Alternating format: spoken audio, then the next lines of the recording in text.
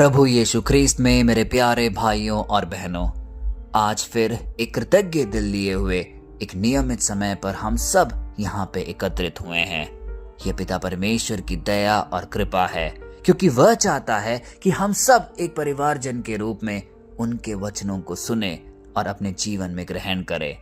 अपने दिल में कुछ पल मौन रहकर इन सारे अवसरों के लिए, इन सारे मौकों के लिए हम उन्हें तहे दिल से धन्यवाद दें। आज का वचन जो हम अध्ययन करने जा रहे हैं वो हमें जीवन की कुछ सच्चाई बताएगा। हम अपने जीवन में जो भी कार्य करते हैं, चाहे छोटा हो या बड़ा, हम चाहते हैं कि हमें उसमें सफलता मिले। और हम सफल तभी हो पाते हैं जब हमें बुद्धि, शक्ति और ज्ञान हमारे साथ बनी रहती है। इसीलिए आज भी जब हम प्रार्थना करते हैं, हम हमेशा पवित्र आत्मा से ये विनती करते हैं कि हमें बुद्धि, शक्ति और ज्ञान की प्राप्ति हो, क्योंकि यदि इन तीन चीजों का हमारे अंदर एक संगम होगा तो निश्चय ही हम जो भी कार्य में आगे अग्रसर होंगे, पिता परमेश्वर का सानिध्य हमारे साथ बना रहेगा। लेकिन अब प्रश्न यह उठता है कि हम ऐसा क्या करें जिससे कि हमें ये तीन चीजें मिले, हम जो भी कार्य करें उसमें हमें सफलता मिले। एक धार्मिक व्यक्ति से यदि हम पूछेंगे तो वह कह सकते हैं कि आप चर्च जाइए, आप प्रार्थना सभाओं में भाग लीजिए, आप एक नियमित प्रार्थना करिए। लेकिन एक सच्चा जवाब, एक संपूर्ण जवाब सिर्फ परमेश्वर ही हमें प्रदान कर सकते हैं, जो कि वो आज योशुआ से बात कर रहे हैं। आज का वचन जो हम अध्ययन करने जा रहे हैं वो लिया गया है योशुआ के पुस्तक से, अध्याय 1 पद संख्या 8। यहाँ पे परमेश्वर योशुआ से यह कह रहे हैं, व्यवस्था की यह पुस्तक तेरे मुंह से ना हटे, तू दिन और रात उसका ध्यान करता रहे, ताकि जो कुछ उसमें लिखा है उसके अनुसार करने में सावधान रहे, क्योंकि तब तू अपने मार्ग पर सफल होगा और तब तेरी बुद्धि उत्तम होगी। कितना आश्रय देने वाला है ये वचन, क्योंकि यहाँ परमेश्वर योशुआ से कह रहे हैं, व्यवस्था की यह पुस्तक तेरे मुंह से ना हटे। कौन सी पुस्तक की यहाँ बात की जा रही है? न्याय प्रणाली की, व्यवस्था की। और जब आज परमेश्वर योशुआ से कह रहे हैं कि व्यवस्था की यह पुस्तक तेरे मुंह से ना हटे, इसका मतलब यह नहीं है कि बस किताब हाथ में पकड़े रहो, बल्कि यह कि उस किताब में जो कुछ भी लिखा है वो तुम्हारी सोच में, तुम्हारी बातचीत में, तुम्हारे फैसलों में भी साफ साफ झलके। जब हम सुबह उठते हैं या कोई भी काम करने के लिए आगे बढ़ते हैं तो सबसे पहले हमें पिता परमेश्वर की आवाज सुननी है, क्योंकि अमूमन आजकल के दौर में सबसे पहली चीज जो हम देखते हैं वो है मोबाइल या खबरें या न्यूज़पेपर्स। लेकिन यह सब हमें सिर्फ चिंताएं ही दे सकती है। सिर्फ और सिर्फ परमेश्वर का वचन ही है जो हमें दिन और रात सुरक्षित रखता है। आगे वचन हमें यह भी कहता है कि तू दिन और रात उसका ध्यान करता रहे। क्या जरूरत है हमें दिन रात पूरे समय उस किताब की ध्यान करने की? क्योंकि वह है नियम प्रणाली, वह है व्यवस्था। उसमें ऐसी कई चीज लिखी गई है, चाहे वो हमारे 10 नियम जो पिता परमेश्वर ने हमें दिए हो, यह सब निभाना आसान नहीं है, क्योंकि जाने अनजाने में हम कई बार पाप कर बैठते हैं उन्हीं 10 नियमों में से, और बाद में हमारे अंदर पाप बोध होता है, हम पछताते हैं। इसीलिए परमेश्वर आज हमें पहले से ही सचेत कर रहे हैं कि दिन और रात उसका ध्यान करो, ताकि जो कुछ उसमें लिखा है उसके अनुसार करने में सावधान रहें।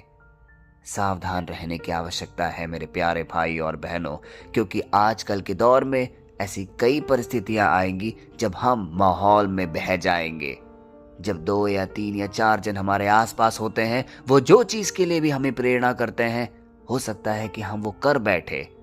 लेकिन जब हम व्यवस्था की पुस्तक को अपने मुंह से बयां करेंगे, हमारे दिल और जहन में रखेंगे, तो पिता परमेश्वर हमें वो ज्ञान देगा जिससे कि हर निर्णय हमारा परमेश्वर के अनुरूप होगा, हर निर्णय में उसकी सहमति होगी। प्यारे भाई और बहनों, यह वचन हमें एक मार्गदर्शन देता है, क्योंकि आज की सुबह हम जब अपने जीवन को एक नए दिशा से हम बढ़ाने के लिए आगे बढ़े हैं, यह वचन हमें वो शक्ति प्रदान करेगा जिसकी हमें सख्त जरूरत है। क्योंकि पिता परमेश्वर हमसे एक वादा भी कर रहे हैं, क्योंकि वचन के आखिरी पंक्तियों में यह भी लिखा गया है कि यदि हम एक सुचारू रूप से आज का वचन पूरा करेंगे तो हमें इसका क्या परिणाम मिलेगा। आइए उसे भी पढ़ते हैं। वचन आगे कह रहा है, क्योंकि तब तू अपने मार्ग पर सफल होगा और तब तेरी बुद्धि उत्तम होगी। अब याद करिए, प्रवचन की शुरुआत में हमने क्या कहा था कि हम सफल कैसे होंगे, हम हर मार्ग में विजयी कैसे होंगे। यह वचन हमें उसका उत्तर दे रहा है। यदि हम व्यवस्था की पुस्तक को अपने मुंह से ना हटने दे, अपने बोलचाल, अपने जीवन रीति में उसे अपनाए, तब हमारा मार्ग सफल होगा।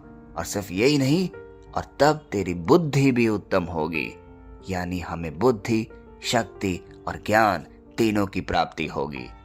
सोचिए कितना बड़ा वादा आज परमेश्वर हमसे कर रहे हैं इस वचन के द्वारा, क्योंकि यह वचन हमें साफ साफ प्रेरित करता है कि अपने जीवन को हम टटोलें, अपने रोजमर्रा के कार्यों को थोड़ा समझें और फिर उसे करें। क्योंकि यदि हम पिता परमेश्वर के साथ साथ इन वचनों के द्वारा, उनकी न्याय पुस्तिका के द्वारा चलेंगे तो हम कभी नहीं भटकेंगे। हम सबको 10 नियमें दी गई हैं। क्या हम एक सुचारू रूप से यह सुनिश्चित कर पाते हैं कि हम अपने जीवन में उन नियमों का पालन करेंगे? क्योंकि कई बार ऐसे अवसर आते हैं जब हम पाप कर बैठते हैं, जब कोई ना कोई नियम हम तोड़ देते हैं, और ऐसा करने से हम उस न्याय पुस्तिका के खिलाफ चले जाते हैं। इसीलिए परमेश्वर आज हम सबको यह वचन आज प्रदान कर रहे हैं कि तुम्हें न्याय पुस्तिका को ध्यान से अपने मुंह से नहीं हटाना होगा। सिर्फ व्यवस्था की पुस्तक को अपने घर पर रखने से कोई फायदा नहीं, जब तक हम उसे ना अपनाएं, उसे ना पढ़े और अपने जीवन में कार्यान्वित ना करें। क्योंकि हमारा जीवन एक खूबसूरत घोषणा होना चाहिए, जिसमें हम हर पल पिता परमेश्वर की एक नई गवाही के रूप में सामने आए। क्योंकि चीजें निरंतर बदलती रहती है। हमारे जीवन में भी आज हम सुख और समृद्धि में होंगे, कल का हमें नहीं पता। लेकिन हमें एक चीज जरूर पता है कि यदि हम अपनी जीवनचर्या पिता परमेश्वर के अनुरूप रखेंगे तो हमें कोई भी भय, कोई भी डर या चिंता से हमें वंचित होने की जरूरत नहीं है।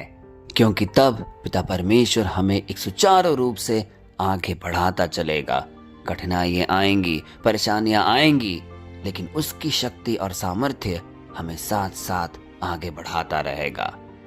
वचन जब कहता है तब तेरी बुद्धि उत्तम होगी, इसे आज हमें समझना होगा।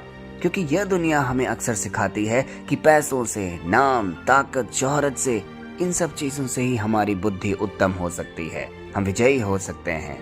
लेकिन परमेश्वर की परिभाषा थोड़ा अलग है। वह हमें आज सिखा रहा है कि तुम्हारे अंदर सबसे पहले शांति, प्रेम, अनुकंपा, दया की भावना होनी चाहिए। तब धीरे धीरे तुम्हारी बुद्धि उत्तम होगी और तब हम सफल होंगे। प्यारे भाइयों और बहनों, यह वचन हमें कुछ ऐसी गहराइयों में लेकर चल रहा है जिससे हमारा जीवन पूर्णतः बदल सकता है। लेकिन हमें एक पूर्ण मन और हृदय से इन वचनों पर विश्वास करना होगा और जो कुछ यह वचन हमें सिखाता है उसे अपने जीवन में कार्यान्वित करना होगा।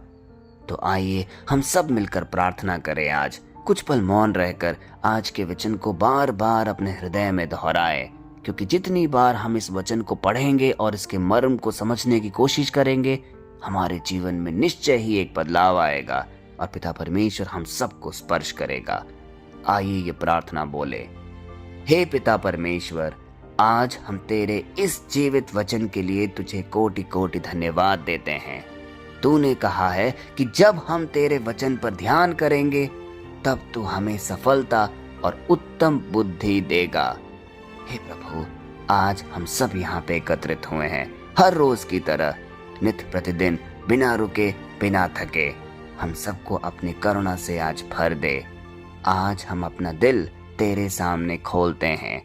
जहाँ भी डर हो, जहाँ भी अविश्वास हो, वहाँ सब तेरी रोशनी फैले। जहाँ उलझन है वहाँ अपनी समझ को आज भेज। जहाँ भी बीमारी है, जहाँ लोग पीड़ित हैं, कई सालों से किसी बीमारी को लेकर परेशान है, वहाँ आज तेरी चंगाई की शक्ति प्राप्त हो। हे पवित्र आत्मा, आज इस प्रार्थना सभा में सुनने वाले हर हृदय और जीवन को तू आज छू ले।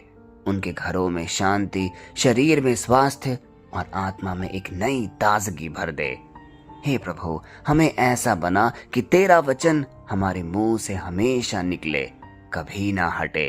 हमारी चाल में, हमारी सोच में, हमारे हर फैसले में वो हम दिखा पाएं। हम विश्वास करते हैं कि आज ये हमारी राह जरूर बदलेगी। हमारी जिंदगी में एक बड़ा बदलाव आएगा। तेरी महिमा हमारे जीवन में गूंजेगी और हम एक बड़ी गवाही देंगे। यीशु के सामर्थी और शक्तिशाली नाम पे हम ये सारी प्रार्थनाएं करते हैं, आमीन। प्यारे भाइयों और बहनों, आज का वचन सिर्फ हमें व्यवस्था की पुस्तक की गहराई या उसके महत्व के बारे में ही नहीं बता रहा, परंतु उसे अपने जीवन में कैसे ढालना है उसकी प्रेरणा दे रहा है। एक नई जीवन शैली को कैसे अपनाना है वह हमें सिखा रहा है। आइए इस प्रेरणादायी वचन को कई लोगों तक हम बांटे, क्योंकि यह वचन में वो शक्ति है जो हमारे जीवन को स्पर्श कर सकती है और हम पूर्णतः बदल जाएंगे। कल फिर हम मिलते हैं। तब तक के लिए पिता परमेश्वर की असीम दया, कृपा और क्षमा में आपको, आपके परिवारजन को और आपके सारे निवेदनों को हम प्रस्तुत करते हैं, पिता, पुत्र और पवित्र आत्मा के नाम पर, आमीन।